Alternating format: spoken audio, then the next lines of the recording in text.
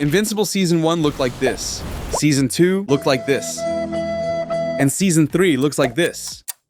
Somehow, the animation got worse with each season. There's less use of lighting and shadows, the backgrounds have fewer details, the character designs and expressions are simpler, and there are way more static scenes. In Season 3, they even reused shots from Season 2, thinking we wouldn't notice. But how is that even possible? How can the writing keep getting better, while the animation gets worse? It's almost funny how fans can recreate scenes from the show with even more detail, smoother movements, and stronger personality. These fan-made scenes have a cinematic feel, like they're straight out of a big-budget Hollywood film. You might prefer a different style, but there's no denying that they stand out more than the original scenes, which look flat and lifeless. Sometimes it looks like they're sliding a PNG across the screen. Unacceptable. We can explain Invincible's poor animation with just two words: money and time, the two things Invincible doesn't have. You might think it's a multi-million-dollar show just because the Prime Video logo appears in the intro, but in 2023, Marge Dean, one of the executive producers, said that Invincible had only a quarter of the budget of The Boys. That show costs $11 million per episode, which is already on the low side for a top-tier series. To give you an idea of what Prime Video usually spends, Citadel costs $50 million per episode, and Rings of Power costs $58 million. If we take Marge Dean's statement seriously, we'd have to divide 11 by 4, which leaves us with just $2.75 million per episode. Financially speaking, that's monopoly money. I know it seems like a huge number to us regular folks making minimum wage, but keep in mind that those $2 million cover the total budget for each episode. That money isn't just for the animators. It also covers the writers, directors, composers, editors, colorists, and voice actors who take a big chunk of the budget. Invincible has some very well-known actors who probably get paid really well, like Steven Yeun and J.K. Simmons.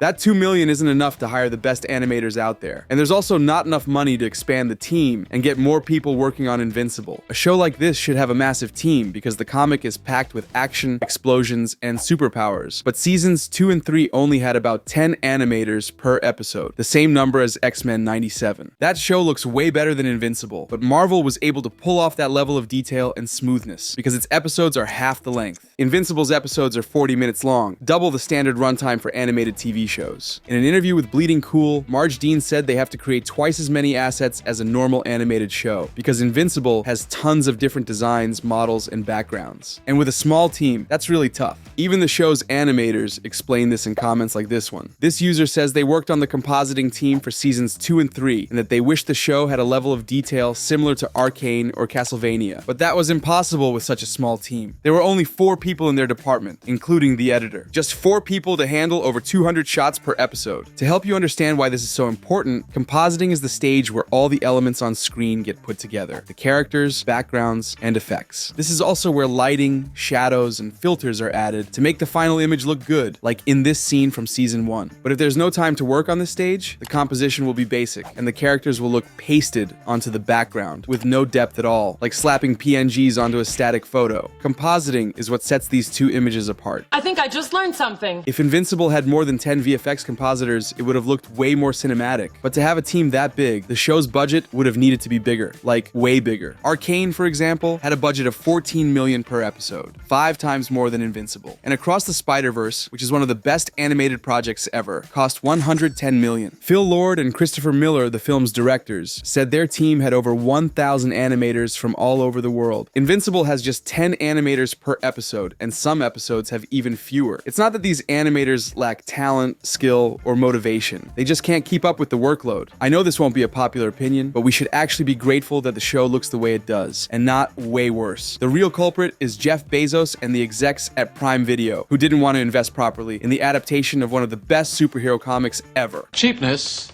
is not a sense. And I already know what you're thinking. None of this explains how a fan managed to do this from their own home, or why the teasers look way better than the full episodes, or how Demon Slayer looks infinitely better despite having a budget of just $80,000 per episode. That's only 4% of Invincible's budget. Wasn't a huge budget supposed to be necessary to do things right? It is, but that's where time comes in. Season 1 was in production for almost 3 years, from 2018 to 2021. Even with a small team, they had enough time to create beautiful animations like this one, and put more effort into compositing compositing, which is the weakest part of the later seasons. Of course, they use classic tricks to save time and money, like using CGI for backgrounds and vehicles, or hiding characters' mouths in less important scenes, so they only had to animate the eyes when they're talking. But that happens in every animated show, even the ones with way bigger budgets. And yeah, I know there were a few infamous scenes, like this one, that turned into memes. But the fight scenes, the ones that needed the most movement and energy, were good. They knew how to hide the lack of budget and staff, and the same thing should have happened in Season 2, but that wasn't the case. It took them 2.5 years to release Season 2 at the end of 2023, and they even split it in half.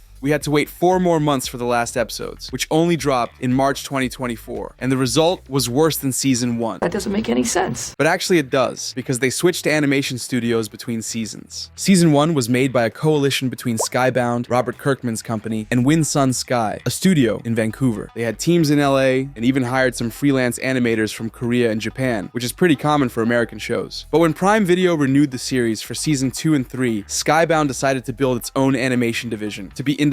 They hired Marge Dean to create Skybound Animation and put her in charge of producing Season 2. That decision impacted the entire schedule. Marge Dean said that when she joined Skybound, she had to start everything from scratch. There was no studio, no staff, just Kirkman, Corey Walker, the comics artist, and Simon Rasiopa, one of the executive producers. They had to hire new animators and set up a physical studio in LA, which was complicated by the pandemic. The animators only really started working in 2022, so they had way less time than they did for Season 1. This was confirmed by Katrin Snodgrass, one of the people in charge of the storyboards for Seasons 2 and 3. I was hired as a storyboard revisionist in April of 2022 to work on the Adam Eve special. It actually took only a year, and we made 2 seasons at once. Meanwhile, Skybound outsourced the teasers to Balak, the co-creator of Last Man. That's why the teasers have Mappa-level animation. A separate team worked exclusively on 2 short teasers, while the main team worked on the full season. Prime Video tricked us with these animation changes, but expecting this level of quality for every episode would be ridiculous. We're comparing a 2-minute teaser to an 8-episode season where each episode is 40 minutes long. Besides, we can't underestimate the power and passion of a studio that's all about making horny furry stuff. I'm a little turned on. Back to the show. Switching animation teams between seasons affected the overall style. They used less CGI and went for more hand-drawn scenes. But since they had less time to work, some scenes ended up looking way too static. The best example is the battle between Omni-Man, Mark, and the Viltrumites on Thraxia. It should have been one of the best moments in the entire show, at least up to that point. But half of the fight felt like a slideshow, and the composition wasn't as polished as in Season 1. They had to split the season in 2 because they just couldn't keep up. Kirkman justified the split by saying they didn't want to release episodes during the holidays, and that they wanted Invincible to have a new season every year. But Rasiopa admitted they made the decision while production was already underway, because they ran into problems. No one on the team wanted to say exactly what went wrong, but it's no coincidence that Episode 4 had the worst animation in the entire show. I have no doubt that they were running out of time, and had to delay the last episode simply because they weren't finished yet. If you don't believe me, listen to what Kirkman said in an interview with The Ringer. Coming from the live action world, I'm like, animation is like comics. There's no budget. We can do whatever we want. It's not exactly true, which is possibly the reason for some of our delays, because we had a big appetite and unrealistic expectations, and those kinds of things take time. That's the key word, time. The fan who reworked the composition of these shots said it took them 4 hours per shot. And earlier, I mentioned that each episode has over 200 shots. That means at least 800 hours of work per episode just for compositing, an absolutely insane amount of time. Japanese studios can pull that off because their animators literally work 20-hour days. There have been cases where they had to sleep in the office, like what happened to Cloverworks staff during the production of Wonder Egg Priority. Sure, Japanese studios deliver better results for less money. Shows like Jujutsu Kaisen, Chainsaw Man, and Dandadan have way better animation than Invincible, but they pull it off by overworking their animators to the extreme. They work in miserable conditions for ridiculously low wages. That doesn't happen in the US, where working conditions are much better. Of course, there's still room for improvement. Sony ran into problems for overworking the animators on Across the Spider-Verse. But in the US, people don't jump off buildings just because they couldn't finish an episode on time. For Invincible to look better, they'd need to take at least 3 years between seasons, and they'd need to hire more people. But that's never gonna happen. With the insane amount of content out there, thanks to the streaming wars, waiting 3 years for a new season is way too long. Invincible already risked losing relevance because because of the long wait since 2021. If they kept doing that, people would just forget about the show. The ratings would tank, and Prime Video would cancel it before they even finished adapting the comic. Sure, there have been animated shows that made fans wait forever and still managed to stay popular, like Attack on Titan. They took 3 years to release season 2, and split the final season into a million parts, but the anime still kept its hype. But in the worst case scenario, Invincible could end up like Tower of God season 2. Not even the animators' families watched that thing. I'm not gonna watch it. To make things worse, this is a really long series. Kirkman said he wants to do 7 or 8 seasons to cover the entire comic, so we're not even halfway there. If we had to wait 3 years between each season, the show wouldn't wrap up until 2037, if we're lucky. It's a shame that Prime Video won't invest more in Invincible. With a bigger budget, the show could look way better, even if they wanted to release a season every year. It wouldn't be a visual masterpiece like Jujutsu Kaisen, but at least the fights would do the comic justice. And no one would say this is their favorite show despite the average animation. But the crazy thing is, despite all these production issues, Invincible has still managed to surpass Marvel and DC. We explain how he did it in this video over here. I'll see you around, Invincible.